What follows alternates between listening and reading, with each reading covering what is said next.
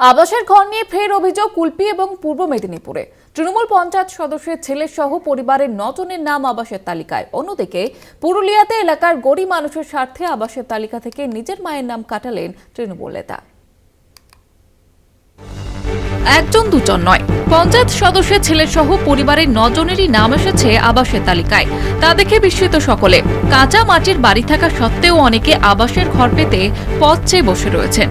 বছর গড়িয়ে গেলেও প্রতীক্ষার অবসান হয়নি। আর তারই মাঝে এমন ঘটনা। জেলা শাসকের কাছে লিখিত অভিযোগ গ্রামবাসীদের। কুলপি বিধানসভার ঢোলা গ্রাম পঞ্চায়েতের দাড়ি কৌতলা গ্রামের ঘটনা। আমি তো এই পঞ্চায়েতে সবই সদস্য হয়েছি।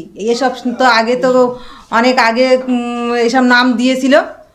তারপরে এখন তো প্রশাসন শাসন সার্ভ করছে মেম্বারদের, সেখানে তো কোনো যার কোনো ইয়ে নেই।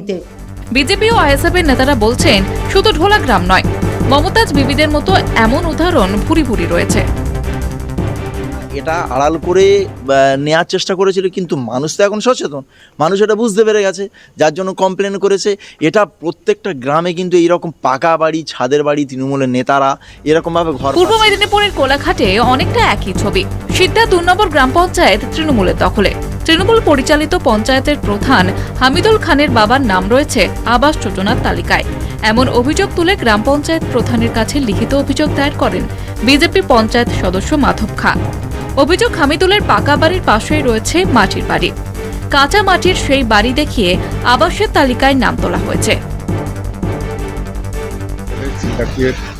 প্রধান হামিদুল খান, ওনার বাবা, তার নাম আসছে তালিকায়, কিন্তু ওনার পুরানো একটা বাড়ি ছিল মাটির বাড়ি, সেটা এখনও অবধি আছে, কিন্তু তার সাইডে বৃহৎ আকারের বাড়ি তৈরি করে নিয়েছে।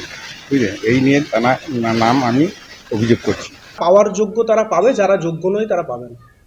অলরেডি যখন দেখলাম যে বাবার নামে ভেরিফিকেশান করেছে, তাও আমি জানি না, তো যখন দেখলাম বাবার নামে নাম আছে, অলরেডি আমরা আগেই একটা দিয়ে দিয়েছি যে আমাদের বাড়ির প্রয়োজন। আবাসের টাকা নয়ছয় করেছে তৃণমূল। টাকা লোপাটের অভিযোগে আবাসের টাকা দেওয়া বন্ধ করেছে কেন্দ্র। আবাসের বাড়ি নিয়ে চারিদিকে ভুরি ভুরি অভিযোগ ওঠার মাঝে ব্যতিক্রমী চিত্র ধরা পড়ল পুরুলিয়ায়। এলাকার গরিব মানুষের স্বার্থে নিজের মায়ের নাম আবাস তালিকা থেকে কাটলেন স্থানীয় তৃণমূল নেতা জিতেন গোস্বামী। পুরুলিয়ার কাশীপুর ব্লকের সিমলা ধানেরা অঞ্চলের ঘটনা। যে আমাদের নেত্রী আছেন, তার নীতিটাই সেটাই যে সাধারণ গরিব মানুষ এই প্রকল্পের মধ্যে জড়িত থাকে, সেটাই আমার ইচ্ছা। স্বার্থ নিয়ে রাজনীতি আমি করি নাই। একদিকে যেমন বিরোধীরা রাজ্যের শাসক দলের বিরুদ্ধে আবাসের ঘর নিয়ে দুর্নীতির অভিযোগ তুলেছে, অন্যদিকে আবাসের ঘর ফিরিয়ে দেওয়ার নজিরও দেখা যাচ্ছে প্রায়শই। কলকাতা টিভি।